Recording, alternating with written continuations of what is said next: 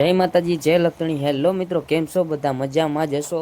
તો આપણે હે ને કોરડાથી હે ને આપણે નીકળી ગયા અહીં વેલા હાર કોરડા પોગી ગયા હતા। એટલે હવે કોરડાથી આપણે જવાનું છે ચોટીલા ચામુંડમાના દર્શન કરવા।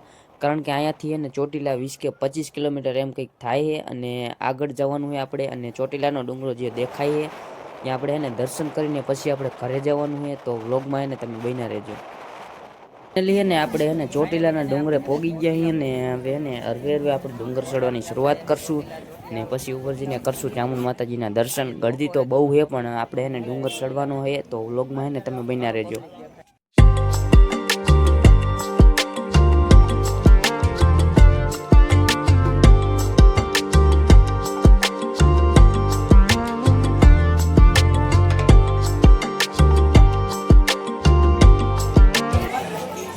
આપણે થાકી ગયા।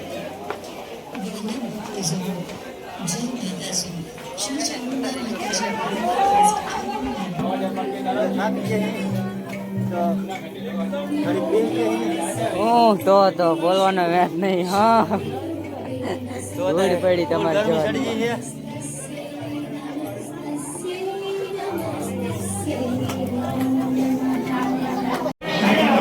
ઉપર આવી ગયા ને આપણે હે ને ચંપલના સ્ટેન્ડ ઉપર પહોંચી ગયા અહીં। ગાયકા બહુ જલ્દી પહોંચી ગયા।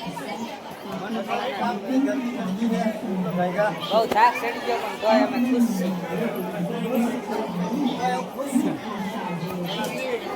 ઠેઠ ડુંગર ઉપર પહોંચી ગયા ને હવે જઈશું ચોટીલા ચામુંડમાના દર્શન કરવા।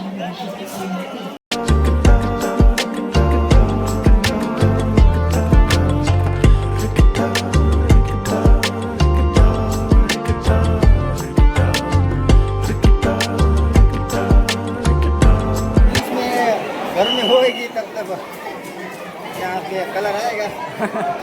કઈને નીકળતા હતા નારિયેળ વધેરવા માટે ગાવ કાઢ કરીને આપણે પેલા તો ખાતા તો આવડે નહીં। પેલા તો આયા બગાડી અને હે ને પેલું કંકુ વાળું કરીને આયા છે તમારું। હા ભાઈ વિશે શું કહેવાનું થાય? બધે પડશે બાકી વર્ષની રેલી જેને કોઈ મોટા બાળક હોય લઈ આવજો।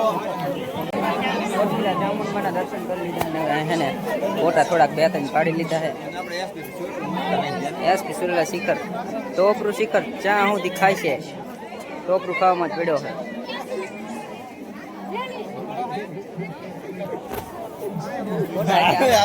થોડોક ટાઈમ પહેલા જગ્યા આવ્યા હતા એટલે ફોટા બહુ પાડ્યા નથી। 1-2 પાડી લીધા છે થોડાક। હવે અહીંથી હવે ઉતરશું આપણે સીધા હેઠે। પબ્લિક આજ તો બહુ નથી પણ કાલે આના કરતાં પણ વધારે પબ્લિક હશે એવું લાગે। આપણે જવાનું હેઠે।